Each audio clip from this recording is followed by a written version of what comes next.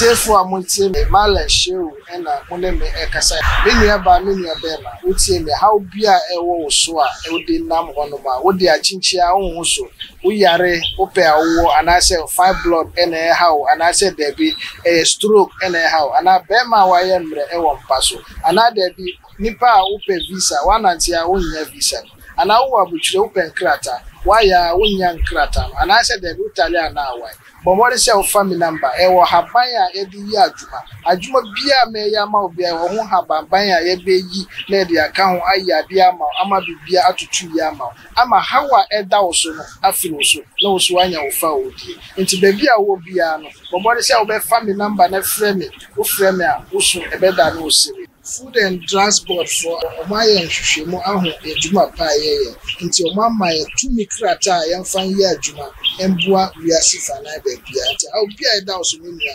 but body say, oh, friend, to be joined. Yadi any ekokopimo ewo eye Volta region Bronwani din ede eye ho fiave ebusuafo nebesa ewo honum chese wo mo eyem aduwo mu se yim chese abrante ni din ababeto edwa ese Mr. Frank ebusuafo wedi eye ejina moho sembi enam so ama wode ne ho aka enwura sesi am na oka say there aposifo ati wo mo agumonti a wo mo ehwehwe abrante na papa ni din edi Mr. Frank na abusuafo den na eye ejeye anase abrante yi aye nunti ama aposifo ehwehwe eye wo mo na ni nyina no chese eye bonofo semia an ewudi a ekoso ewo wo mayi emu a chese dan dam ye hwe enka emma eye asotwe ese na efata yentimi emfa emma wo mo ese fata no eno na nso ama obi anso hu ne sem wodi boni a eyeye wodi boni a chese asotwe bia enuwo enti ene obekoso a ayem mene wo ekase eye ye papa ni din ababeto edwa sem Mr. Frank yim wone eye ne kanchema ni din so ababeto edwa se lizi ena chese wo mo ete eye ho fiave hono ma ebusuafom ye ne besa wo no mu chire mu a chese dakura wo mo ewo hono mo hu ne se pampan bia no den efri Mr. Frank yi ne fie ne demu eba na no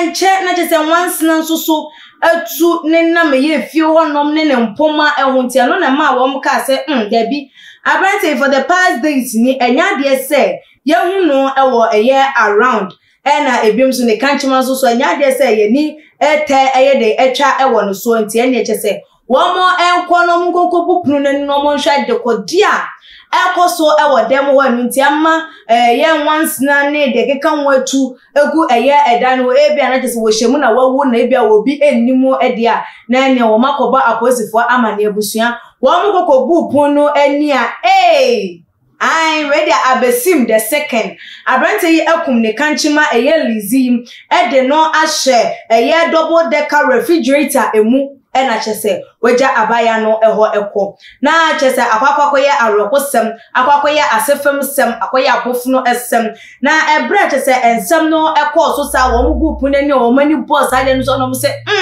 we dia wo mutenase a enye ye womo ka oma no tumu so a enye ye NHS entempa na anum womo ede womo ne kokopie mu ewo eye Volta Regional Police Command womo akache achese womo kokobo womo ye asutire sei ene yakohunu ewo abrante Frank yi ne demu eno nam so ema womo so ede eye mrikatente eba ebebepie mu ewo ho hwese de kromafo no ababe kanosa ena etie anam womo eba ye so na chese sa pepepe se eye woku abaya lizim ede ni nipa mu anase na emu no ahye eye ne double decker refrigerator emu ena chese weto epuni mu ede eko ena nam so ema chese mpenifom etam efunu no anase emu no a womo ede akwakopie mu ewo home municipal hospital mortuary chese womo ebehwe na womo aye eye autopsy na womo hunu ye the outcome of it say was onwa na ekunu se eye den ne call so se bia abaya na ne bewuto no so ewo ne dem ho na ehu ni suro enti no wotam no ade ne share fridge mu edwan na ye edia ene wo bi entimi enye den enkrem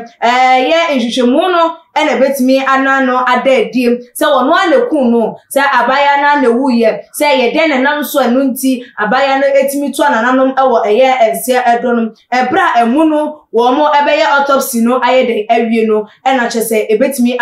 ababeto eye edwane so sabra me no wo ekase edem eye the Volta Regional Police Command for ewo manhunt chese wo mo ehwehwem abranti andin de Frank enam eye bonfoso ma wo mo susu se wede because eye ne dem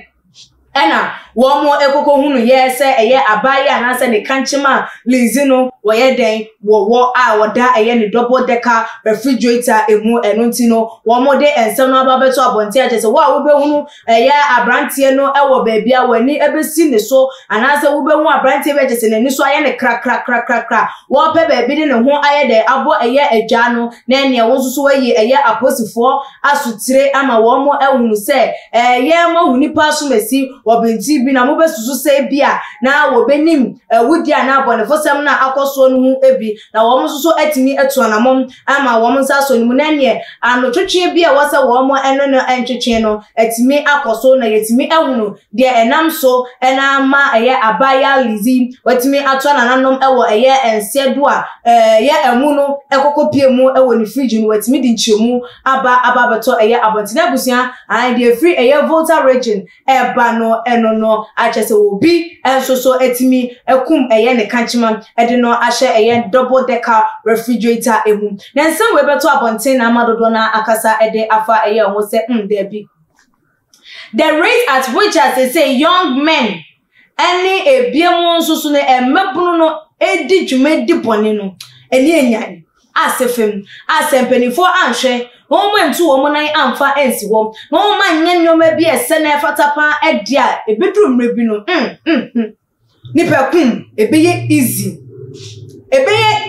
ede ama eye obibia ebeye ne sase de wanya eye echese eye chicken bi ana se wanya wokra bi ana krama bi na jese ne o so ni mu a na de omo mpo no krampo no wo mo brewe ebeye se de wanya eye ntontom wanya bo ne sempa wanya no na jese wache no na enwa anu no wokunu enti ene ewudie no so wo ma hwe no ma pe bibia nka amfa ho dia ene wutu na ba ku mienu miensa wo hu nipa mu wa ha wo fa ha na wo hu nipa mu wona ha na wo hu nipa mu ebeye se de chese ekun esi wo man mu a chese ye kukum eye enkofo so wo ma hwe no wo ma ntu wo nan amfa enso ebinom so hu ne sem eye abisim issue yi eba ye se wo mo etimi hwe kan ye e kan ye ma se sem eye Richard Apia Kubi se wo serve eye ni Joe Thames Krampa anka enchen eye wo man no enso nam sa kwakoye kokwasam na ene ya ajoni case no na ye de ato ha na de echi na ya ajoni yes ye pe freelancer ye wo bi lawyer wo beba ka asam ne de ama no na won kro ne ba say ya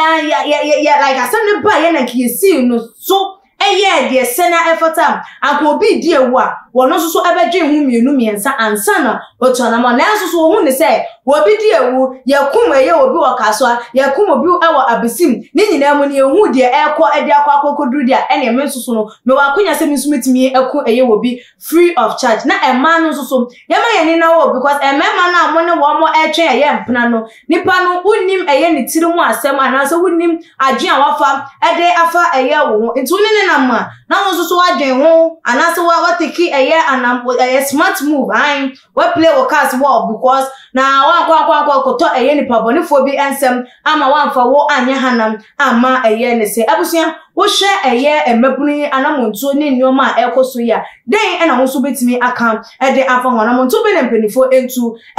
sa nneoma we nyina ase wade ntwe no fabra ebebeto your comment section. I like your videos na share on all the social media platform as media ene ekia sikapa. What's your favorite food here? Fried rice. Fried rice. If you want to eat any food, you have to come to Oseko Munyani Park. You can come and have a taste of their food. It's very nice. I always come here. This is like my 10th time of coming here. No kind said Biani Bia, Biani Pabediti. Wow, Shanamna. Wele, your my dear Bibi and MBA. I had a 7 appear bedidi a viral. I would order Johnny. You are bringing it right there at your doorstep. And here, Johnny pay fee. Mumina mobile Johnny Park. Now, Hannah Johnny Papa walk. You were East Legon, Boundary Road, opposite the self-filling station.